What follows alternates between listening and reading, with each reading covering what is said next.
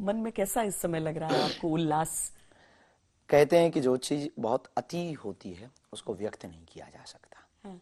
जिस राम मंदिर के अनावरण के लिए और प्रभु श्री राम को मंदिर में देखने के लिए हमारी पीढ़ियां, हमारे पूर्वज, हमारे परिवारजन, ऐसे वृद्ध जिन्होंने उसके लिए अपने जीवन को अर्पण किया, लड़े हैं, मरे हैं, कई महात्मा जिन्होंने कभी जो है भोजन नहीं किया, अन्न त्याग दिया, अनवरत भजन किया, प्रभु श्री राम मंदिर में विराजमान हो जाए, ये जीत हो जाए, उसके लिए लगभग 500 साल से अधिक जो हमारे कार्य राम भक्त के कार्य सेवक, जिनके कारण सरयू जी का पानी खून हो गया था, उनकी आज जीत हो रही है। 22 जनवरी को जब प्रभु श्री राम उस मंदिर में बैठेंगे तो निश्चित रूप से शायद ही कोई धर्म विरोधी होगा जिसको गौरवान्वित महसूस नहीं होगा, वरना भारत और पूरी दुनिया में रहने वाले हिंदू उस दिन दीप जला करके दीपावली मनाएंगे। सबसे बड़ा योगदान किसका आपको लगता है आचार्य जी? राम मंदिर की भूमिका में सबसे बड़ा योगदान है उन कार्य सेवकों का जिन्होंने बलिदान दे दिया, गोलियों से भून दिया, पर वो चौराहे पर जय श्री राम करके खड़े रहे और अपने बलिदान को, उनका बलिदान है जिनके कारण सरयू जी लाल हो गई। लेकिन आज प्रभु श्री राम विराजमान हो गए तो उनकी बलिदानी सार्थक हो गई, उनकी भक्ति सार्थक हो गई, और हमें लगता है वो गीधराज जटायु की श्रेणी में आएंगे निश्चित रूप से। और उससे ज्यादा श्रेय वर्तमान समय में, उनका श्रेय वर्तमान समय के सभी साधु संतों को है। पूज्यपाद जगतगुरु तुलसी पीठाधीश्वर गुरुदेव भगवान को है, जिन्होंने सुप्रीम कोर्ट में खड़ा होकर के राम मंदिर के पक्ष में साक्ष्य प्रस्तुत किए, और राम मंदिर बनाने वाले सभी मजदूरों को है जो वर्तमान में कार्य कर रहे हैं, और वर्तमान समय के यशस्वी प्रधानमंत्री माननीय प्रधानमंत्री जी को भी बहुत बहुत साधुवाद।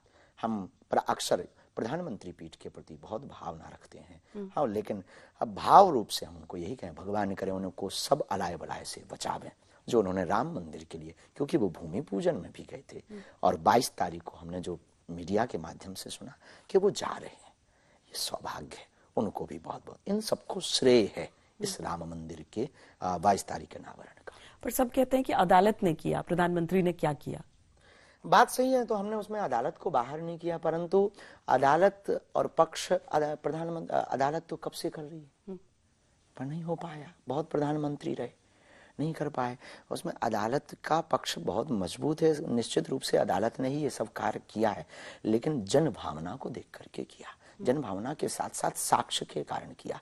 माननीय प्रधानमंत्री जी ने साक्ष्य को एकजुट करने के लिए बहुत कार्य किया हो, निश्चित रूप से उन्होंने लोगों को प्रोत्साहित किया प्रभु श्री राम के प्रति, तो साक्ष्य प्रस्तुत हुए, अदालत को फैसला देना पड़ा। आचार्य जी कहते हैं होई है सोई जो राम रचि राखा, तो राम जी ने रच रखा था कि ये संघर्ष होगा, भक्तों को क्या वो संघर्ष के बाद फल जो मिलता है वो मीठा तो होता है। प्रभु श्री राम की इच्छा तो थी, प्रभु श्री राम अपने भक्तों की भक्ति देख रहे थे कि हमारे भक्त कितने समर्पित हैं, और निश्चित रूप से कई बार जब शिक्षक किसी भी विद्यार्थी को अगली कक्षा में जाने के लिए प्रोत्साहित करता है तो पहले परीक्षा लेता है, तो निश्चित रूप से सनातनीय भारतीय हिंदुओं की एक परीक्षा थी, उसमें वर्तमान समय में 500 से अधिक साल बाद भारतीय हिंदू पास हो गए, और हमें लगता है भारत विश्व गुरु की ओर अग्रसर हो रहा, अखंड भारत की ओर अग्रसर हो रहा। तो क्या ये एक जो आप सनातन की बात कहते हैं और कहते हैं मैं सनातन का बहुत मतलब सनातन का सिपाही हूं जी, तो अब राम मंदिर का निर्माण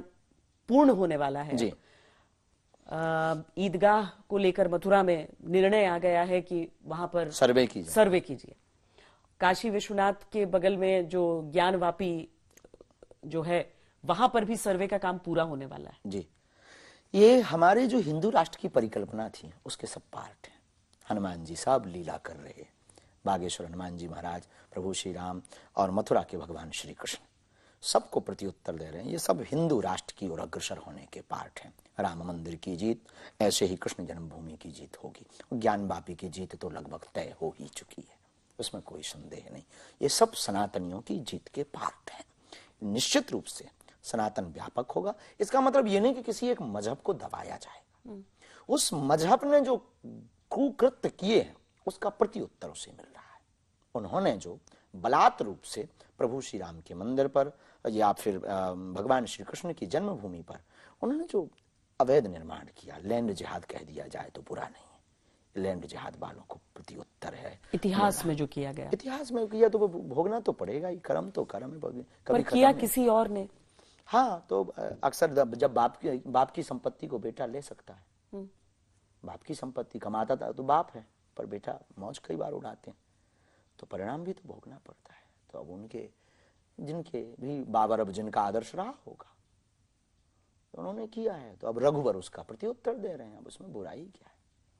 आज हम राम जी की भी बात करते हैं, और राम जी को हम जितनी चीजें अपने आसपास देखते हैं, अपनी संस्कृति में देखते हैं, उनको देखते हैं, पर जब हम हनुमान जी और राम जी के रिश्ते को देखते हैं और उन दोनों के बीच के प्रसंगों को देखते हैं, पहली उनकी भेंट से लेकर और आखिर तक जब वो गुप्कार घाट चले गए हनुमान जी को बोल के जी, तो इस पूरे समय काल में हनुमान जी की आंखों से राम जी को कैसे समझते हैं हम?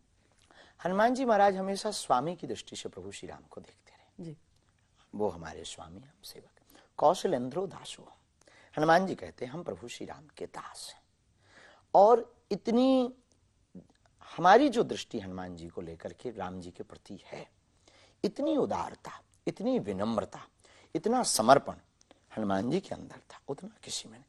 और धन्य है प्रभु श्री राम, हर पल उन्होंने हनुमान जी को श्रेय देने का प्रयत्न किया, पर धन्य है हनुमान जी, हर पल प्रभु श्री राम की महिमा गाई।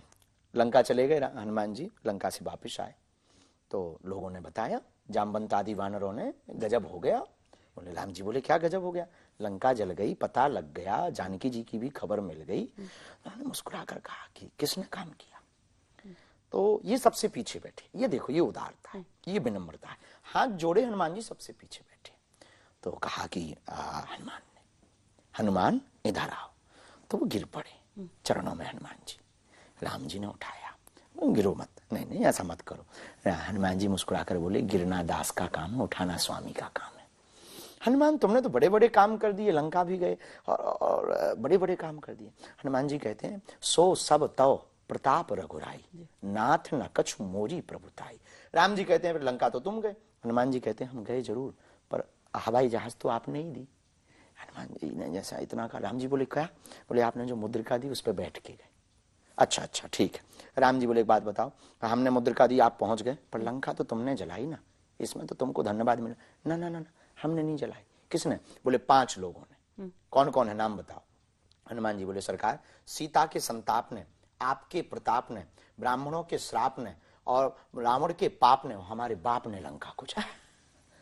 तो राम जी बोले ठीक है हम समझ, लेकिन वापसी तो तुम अपनी दम पर आए ना, रिटर्न जो आए हो ना समुद्र, वो तो अपनी दम। हनुमान जी मुस्कुरा के बोले सरकार ये भी हमारी दम नहीं है, आपने ठीक ध्यान करवा दी। बोले फिर कैसे आए?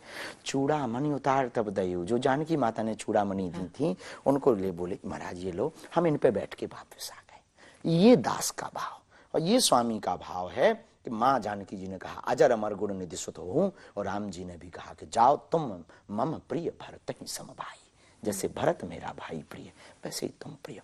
तो स्वामी की दृष्टि से, प्रभु श्री राम की दृष्टि से हनुमान जी जैसा कोई दास नहीं हुआ, और हनुमान जी की दृष्टि से प्रभु श्री राम जैसा कोई स्वामी नहीं हुआ। जब लोग ये कहते हैं कि जब भी विजयदशमी के दिन रावण दहन होता है, लोग कहते हैं कि रावण तो आज हर तरफ नजर आता है, श्री राम नजर नहीं आते हैं जी, क्या सचमुच में ऐसा है? ये दृष्टि विचार बदलना चाहिए। रावण, आप पुतले के रावण को मारते हो, हम इसके खिलाफ में। हम ये कहते हैं कि आपको रावण को मारने की आवश्यकता नहीं। हमारे पास लोग आते हैं कहते रावण को मारो, हम कहते हैं आप अंदर के रावण को मत मारो, अंदर के राम को जगाओ, रावण अपने आप मर जाएगा। रावण को मारने में आप एनर्जी वेस्ट कर रहे हो, राम को जगा नहीं रहे, इसलिए हर साल वो खड़ा हो जाता है।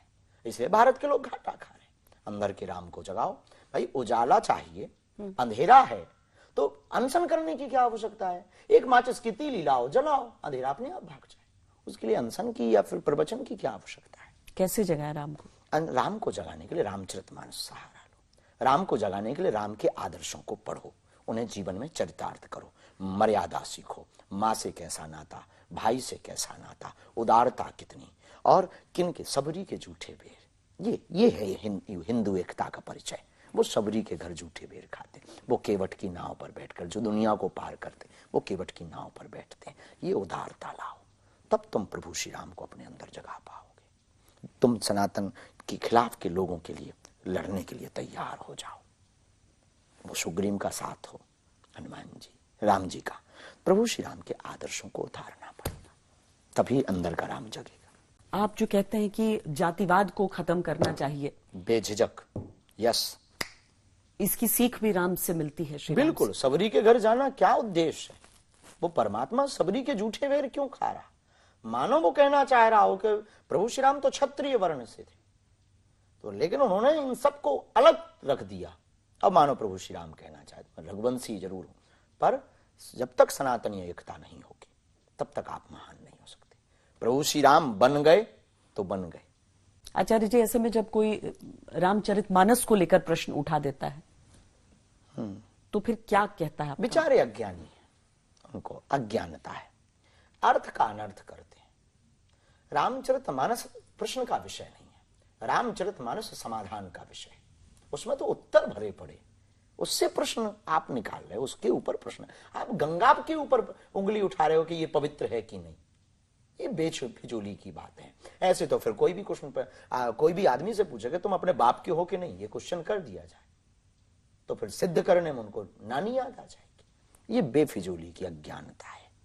रामचरितमानस प्रश्न का विषय नहीं, समाधान का विषय। अज्ञानता है या फिर जातियों में बांटने का एक प्रयास भी है? नई रोटी, राजनीतिक रोटी, और जातियों में मतभेद प्रकट करना, और सोची समझी साजिशें, और विदेशी ताकतों के द्वारा ब्रेन ब्रॉस, उसके द्वारा फिर ये आगे आते हैं और ये फिर जो है पीएफ विदेशी फंड लेते हैं और ये धर्म के खिलाफ कार्य करते हैं। तो इनको इसमें मजा आता है। तो अगर कोई कहता है इस तरह की चीजें, या फिर जैसे हमने हाल में सनातन को लेकर भी बहुत टिप्पणियां सुनी हैं, तो इस विषय में होना क्या चाहिए, क्या करना चाहिए? कोई स्पष्टीकरण भी नहीं आता है, लोग बोलकर निकल जाते हैं। क्या ये सहनशीलता की परीक्षा है? जब तक इस भारत का हिंदू एकत्रित होकर के मुंह तोड़ जवाब देना नहीं सीखेगा, तब तक उनके आदर्श के साथ, उनकी आस्था के साथ, उनके इष्ट के साथ ऐसे ही खिलवाड़ मचता रहेगा। हम यही भारतीयों को समझाना चाहते हैं, हम यही हिंदुओं की एकता चाहते हैं कि आप कब तक शांति देव हो, शांति चाहेंगे। बहुत हो गए भारत में मंत्र, ओम देव हो शांति रंतरिक्ष गुम शांति पृथ्वी शांति। हमारे गुरुदेव भगवान कहते हैं ओम देव हो क्रांति रंतरिक्ष गुम क्रांति पृथ्वी क्रांति। अब क्रांति की आवश्यकता है, हिंदू एकता की आवश्यकता है। पर अगर सालों साल तक अहिंसा परमो धर्म सिखाया गया केवल, पर अहिंसा परमो धर्म कब तक? अहिंसा कहती है कोई एक गाल में मारे तो दूसरा गाल कर दो, पर जो कोई दोनों में मार दे फिर इसके बाद तो कुछ लिखा नहीं। अहिंसा के चक्कर में आप अपने आप को मर मिटा दोगे, फिर अहिंसा का धर्म का रक्षण कौन करेगा? आप खत्म ही हो जाओगे तो अहिंसा फिर सूत्र पर चलेगा ही कौन? अहिंसा परमो धर्मा के लिए भी, अहिंसा की रक्षा करने के लिए तो आपको जागना पड़ेगा। हम सिर्फ इतना कहना चाहते हैं। और हिंदुओं के जागने से क्या पर्याय है? सनातनियों के जागने से यह पर्याय है कि अगर सनातनी जाग गया तो ये इस प्रकार की लड़ाइयां खत्म हो जाएंगी, सामाजिक वैमनस्यता दूर हो जाएगी, और बार बार प्रभु श्री राम के और रामचरितमानस के ऊपर टिप्पणियां, कमेंट्स बंद हो जाएंगे, और ये युद्ध की स्थितियां जो भारत में गृह युद्ध की बनती ये खत्म हो जाएंगी। आचार्य जी, एक और प्रसंग है जिसके बारे में बार बार हम सुनते हैं कि हनुमान जी ने सीना चीर के दिखाया था कि देखिए मेरे दिल में क्या है। जी, माला दी प्रभु विभीषण ने, बहुत कीमती माला माता जानकी जी के द्वारा, कि आप ये माला लो, बहुत प्यारी है, इसे धारण करो। हनुमान जी ने माला ली तो बानरों का स्वभाव होता है, कोई भी चीज वो मुंह में डालने की कोशिश। हनुमान जी ने देखी, उसको तोड़ने लगे। विभीषण जी बगल में खड़े थे, महाराज ये माला क्यों तोड़ रहे, क्या कर रहे हो? हनुमान जी बोले हम इसमें चेक कर रहे हैं कि माला तो बड़ी कीमती, पर राम है कि नहीं। जिस माला में राम नहीं वो माला किस काम की? विभीषण मुस्कुरा कर बोले अच्छा जिसमें राम ना हो तो वो तोड़ डालोगे? हनुमान जी बोले बेझिझक तोड़ डालेंगे, वो भी अपने ही जैसे थे हनुमान जी। जवाब देने, विनोद की बात है। हनुमान जी तो हनुमान जी हैं, तो हनुमान जी ने विनोद में कहा कि जिसमें नाम नहीं है उसे तोड़ देना ही उचित है। तो विभीषण जी बोले क्या तुम्हारे मन में, तन में अंदर राम है मन में, और अगर नहीं होंगे तो क्या तुम भी तोड़ डालोगे? तब हनुमान जी को आवेश आ गया कि तुमने हमारे ऊपर उंगली उठाई, तुम कहते राम है, अरे ऐसा कहते हो? तुरंत सीना फाड़कर हनुमान जी ने दिखा दिया, देखो मेरे मन में भी राम है और श्री सीता राम है, और जिस दिन ये राम नहीं रहेंगे उस दिन हनुमान भी नहीं रहेगा। अभी पूरा देश एक तो प्रतीक्षा कर रहा है, सिर्फ देश में क्या कहूँ, विदेश में भी पूरी दुनिया के लोग जी, सनातनी हिंदू जितना जहां जहां बसते राम के उपासक, और खूब रोज उत्सव अभी मनाना, राम उत्सव मनाना शुरू हो जाएगा। इसीलिए हम आज तक पर भी राम उत्सव, श्री राम उत्सव मना रहे हैं। बहुत अच्छा। हम प्रत्येक भारतवासी और दुनिया में रहने वाले इस शो को देखने वाले लोगों से प्रार्थना करेंगे कि घर घर दीपावली की तैयारी करें, रंगोली बनाएं, जगह जगह राम नाम का पाठ करें, जगह जगह जो है श्री रामचंद्र के पालू भजमन की स्तुति करें, और अपनी जिस दिन 22 जनवरी को प्रभु श्री राम का मंदिर का अनावरण है उस दिन अपने घर को पवित्र करके रखें और यहाँ अपने घर पर गीत गावें। अच्छा, एक बात मैं आपसे पूछना चाहती हूँ कि कहते हैं कि जब गोस्वामी तुलसीदास जी रामचरितमानस लिख रहे थे और वो जब सुनाया करते थे तो हनुमान जी को तो चिरंजीवी कहते हैं, सप्त चिरंजीवी हैं जी। कहते हैं कि वो वहां पर केवल सुनते थे बनारस में आकर। हाँ, केवल वहां नहीं। हाँ। हनुमान जी, प्रभु श्री राम जी जब जाने लगे तो कहा हनुमान जी तुम भी चलो, अब हमारा समय आ गया। हनुमान जी बोले हम नहीं जाएंगे। राम जी बोले क्यों? बोले एक बात बताओ, आपके साथ आपके धाम जाएंगे तो वहां हमें कथा मिलेगी सुनने? राम जी बोले वहां तो हम ही हैं, कथा काहे को मिलेगी? हनुमान जी बोले फिर हमारा कैंसिल है टिकट। हाँ, तो राम जी बोले क्यों? बोले हमें आपकी कथा में 2 फायदे, हम यहीं रहेंगे। बोले क्या फायदे?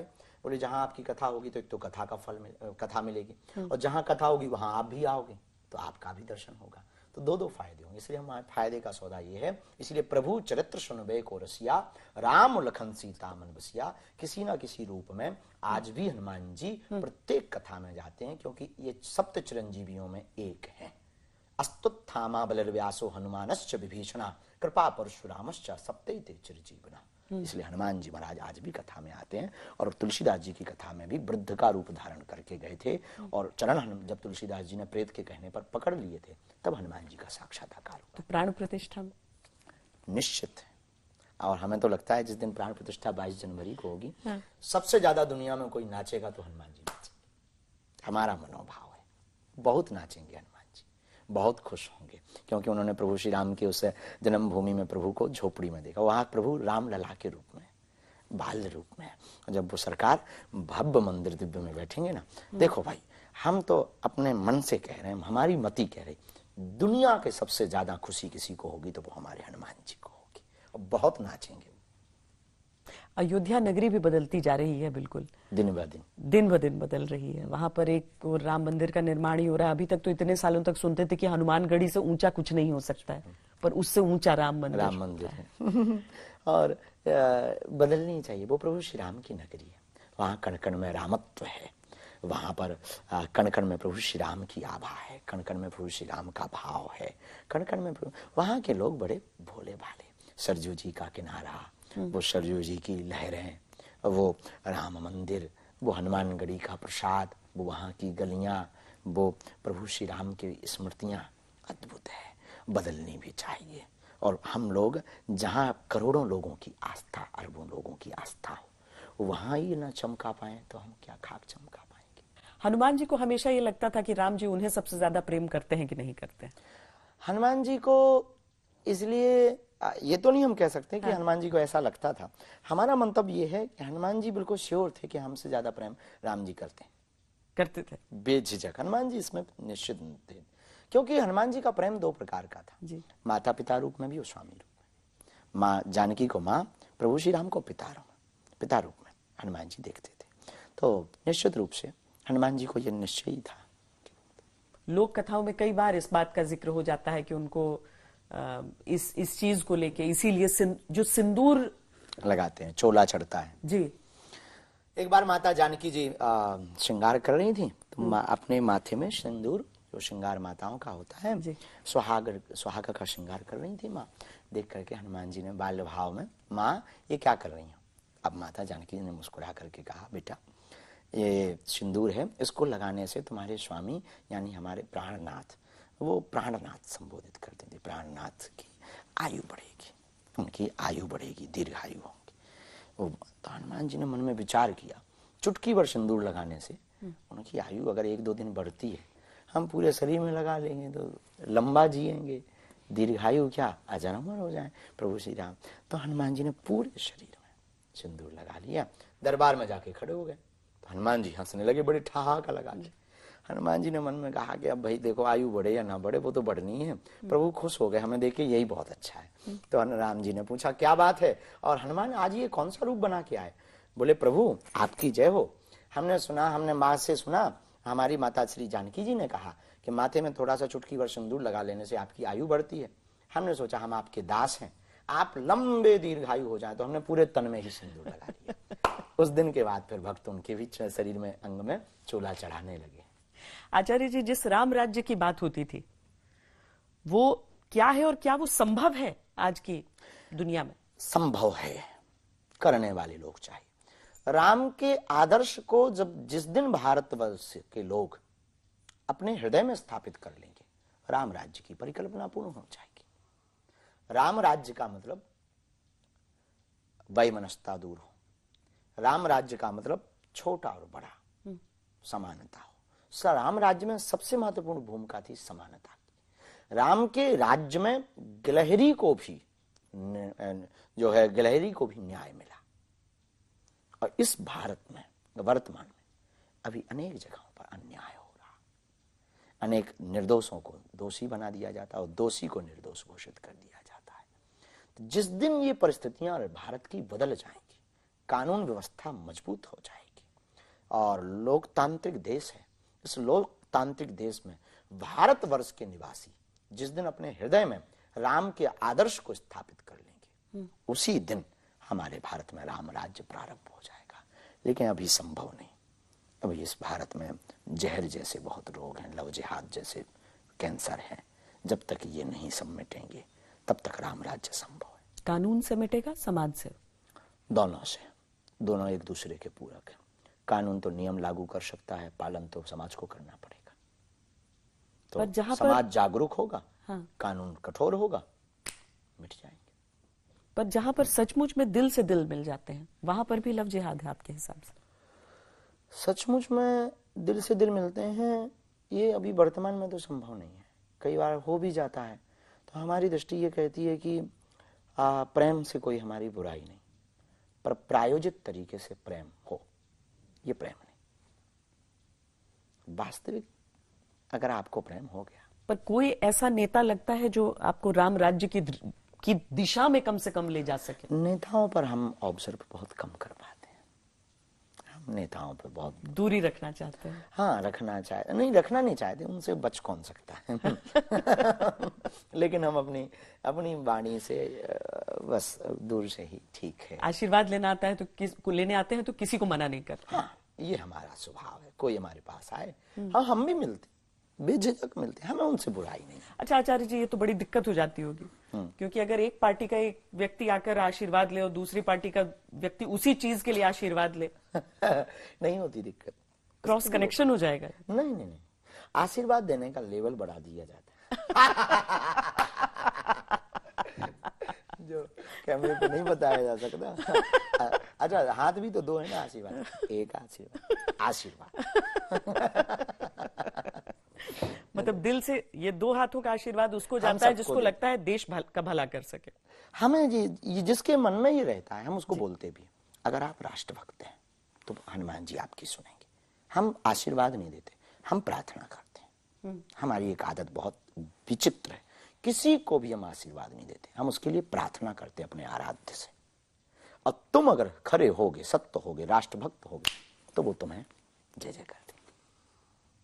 आपसे इतने लोग कुछ मांगने आते हैं हमेशा, अगर आप एक चीज मांग सकते अपने, मतलब आप सरकार हैं, बागेश्वर धाम सरकार, पर आप सरकार से कुछ मांग सकते तो क्या मांगते?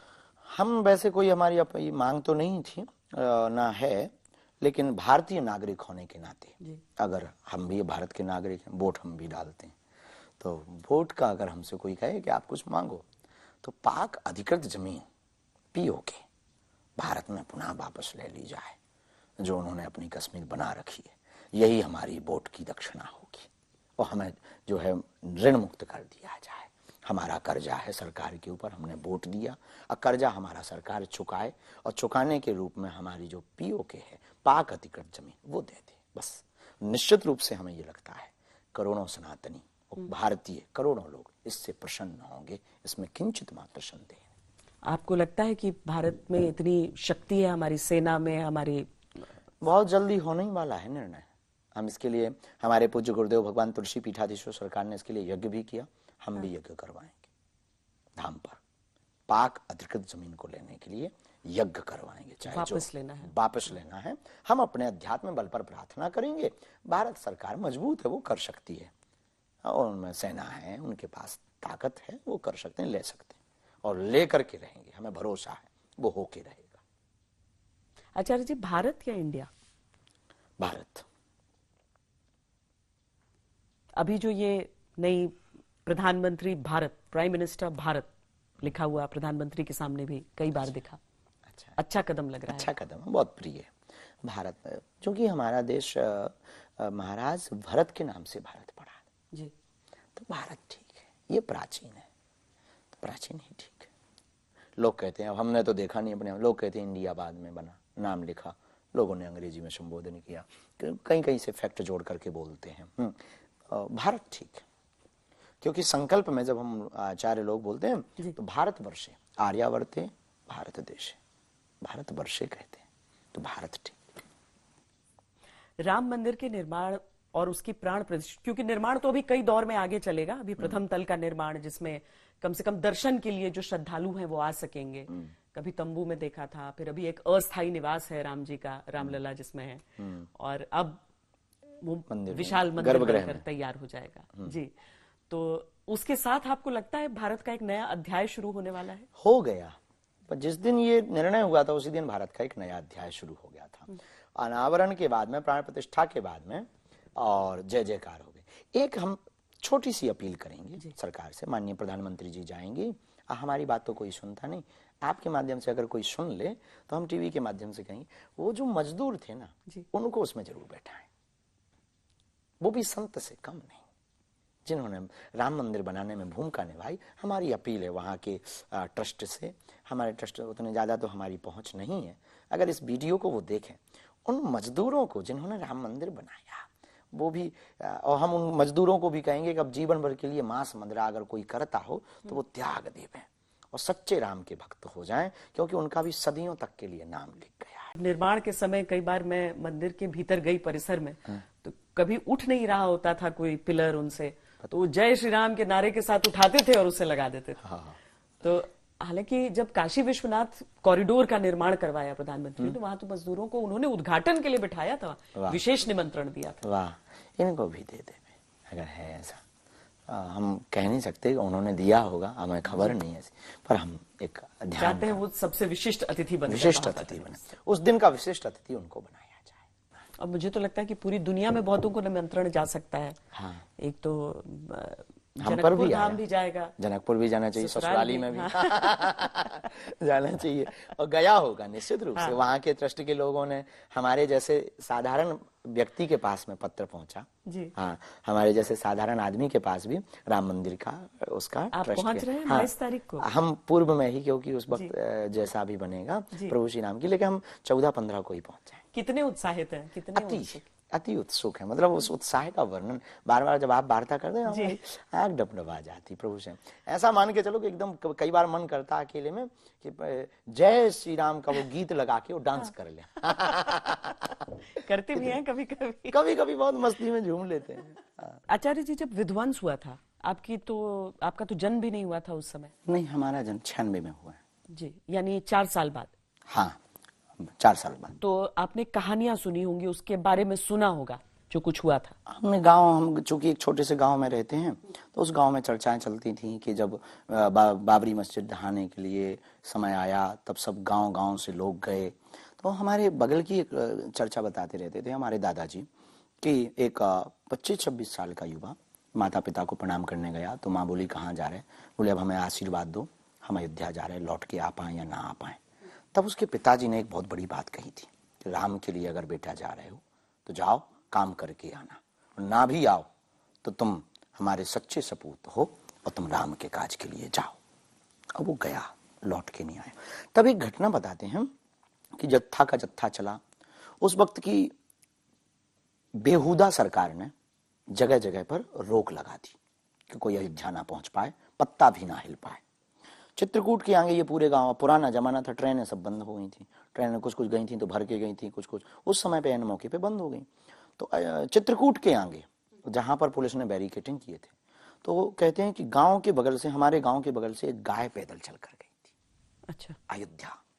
अब वो उनके जत्थे के साथ ही थी, जहां जहां से वो जाते थे वो भी जाती थी, भागती थी, उनको पकड़ती थी, उनके साथ गई। और जब वो बैरिकेडिंग के पास पहुंची, वो पुलिस ने मना कर दिया कि अब आप अंदर नहीं जा सकते हैं। तो बाकी लोग तो इधर उधर कुछ वापस आ गए। एक दो लोग जो बहुत हटीले थे वो गांव गांव होते हुए दूसरी रास्ते से गए, पर वो गाय ना जा सकी, तो गाय ने बैरिकेडिंग में सिर मार मार के अपने प्राण त्याग दिए थे। इस घटना ने हमको बहुत झंझोरा। इस घटना से हमारी राम जी के प्रति अटूट निष्ठा और बढ़ी कि हमारा भारत धन्य है, यहाँ की तो गौ माता भी धन्य है जो राम के लिए अपने तन को त्याग देती है। पर आलोचक ये भी कहते हैं कि विध्वंस के आधार पर कैसे आस्था पनप सकती है? विध्वंस के आधार पर अगर आस्था नहीं पनप सकती है तो फिर अवैध निर्माण के आधार पर कैसे पनप सकती है? ये भी तो पूछ सकते हैं उनसे कि अवैध निर्माण प्रभु श्री राम के अस्तित्व को मिटाकर निर्माण पर कैसे आस्था बन गई? कैसे आस्था बन गई? ये भी तो एक क्वेश्चन है। और आस्था विध्वंस का विषय नहीं है, आस्था प्रेम का विषय है। आस्था आराध्य के प्रति होती है, उसके प्रति समर्पित होता है व्यक्ति। और जब कभी भी अपने आराध्य के प्रति कोई बात भी बोले, ये तो विध्वंस वाली बात है, कोई आराध्य के प्रति एक गलत बात भी बोले तो व्यक्तियों की आस्था उमड़ पड़ती है, एकता उमड़ पड़ती है। तो वो ठीक थी, गलत नहीं।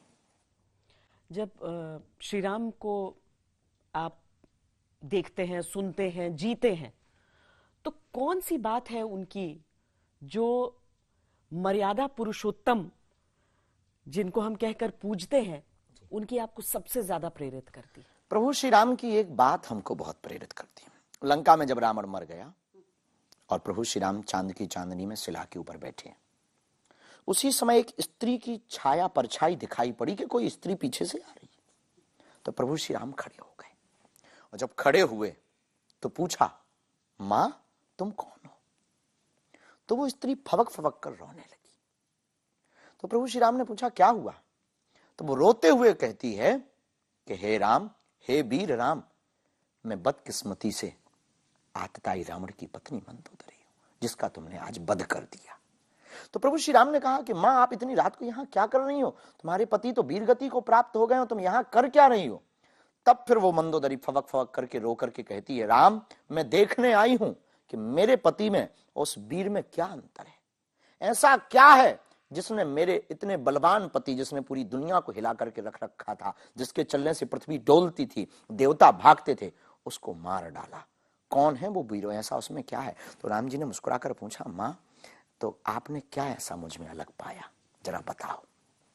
मंदोदरी रो करके कहती, राम, तुम हमारे पति के सामने कुछ भी नहीं हो। बल में भी मेरा पति बलवान, 20 भुजाएं भी, परिवार में भी मेरा पति बहुत आगे, तुम सिर्फ 2 भाई थे।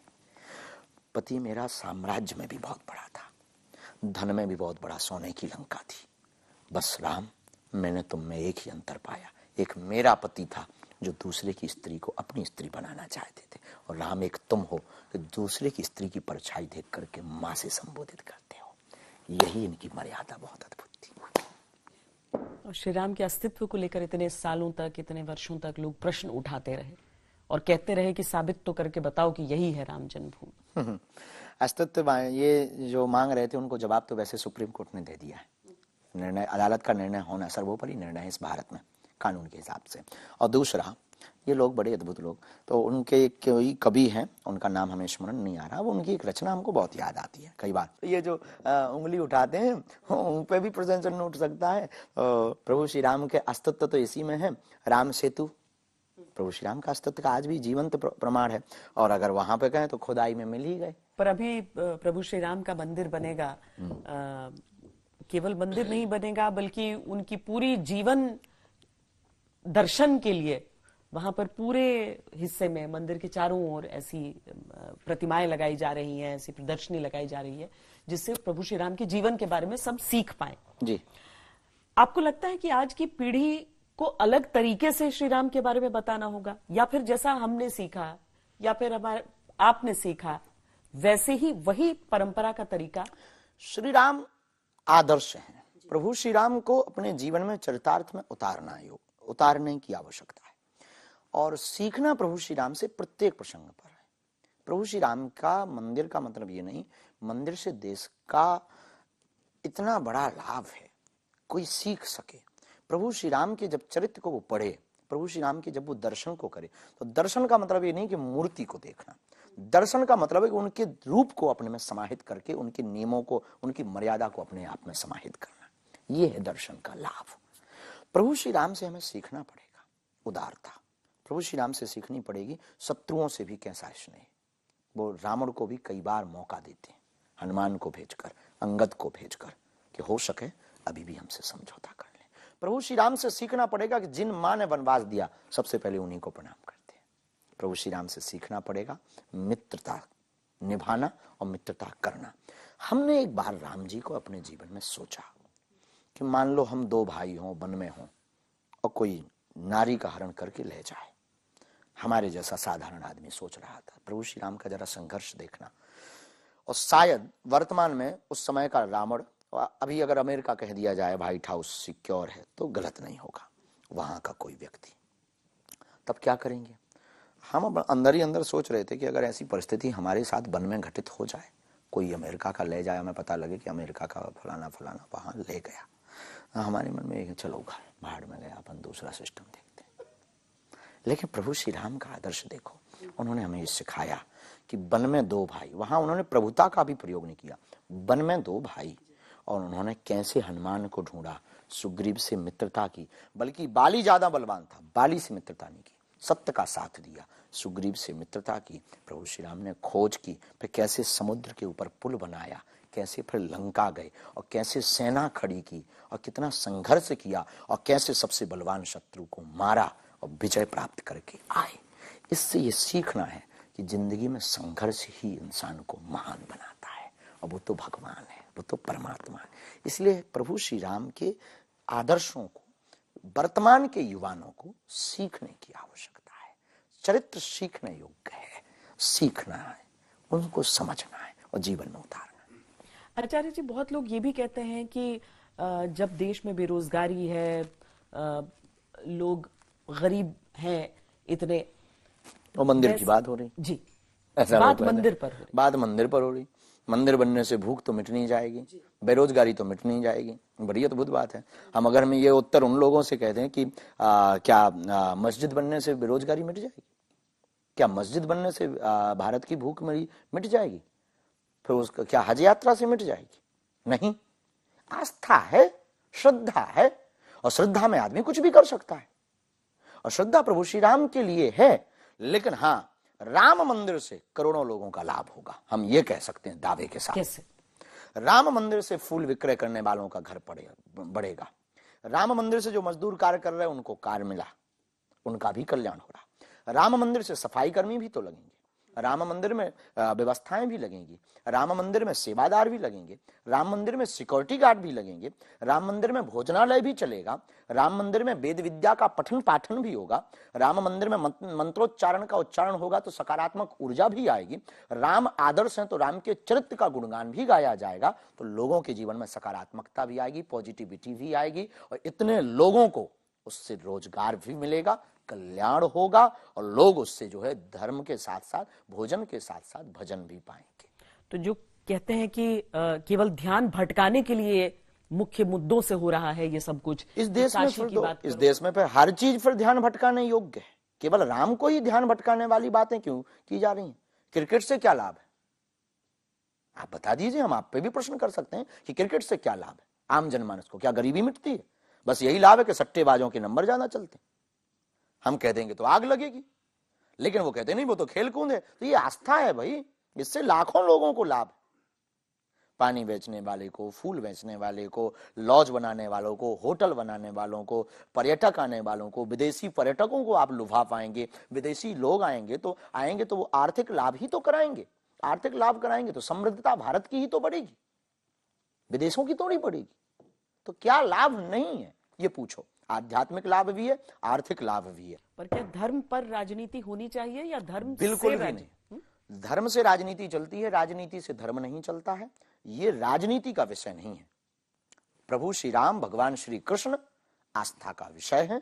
प्रभु श्री राम और भगवान श्री कृष्ण अपने लोगों की विचार भावनाओं का विषय है, और उसके साथ चलने दीजिएगा। धर्म से राजनीति चलती है, राजनीति से धर्म नहीं चलता है। बहुत बहुत धन्यवाद आचार्य जी, हमसे बात करने इस विशेष कार्यक्रम को भी, आज तक चैनल को धन्यवाद, जो राम मंदिर के लिए करो भव्य दिव्य तैयारी।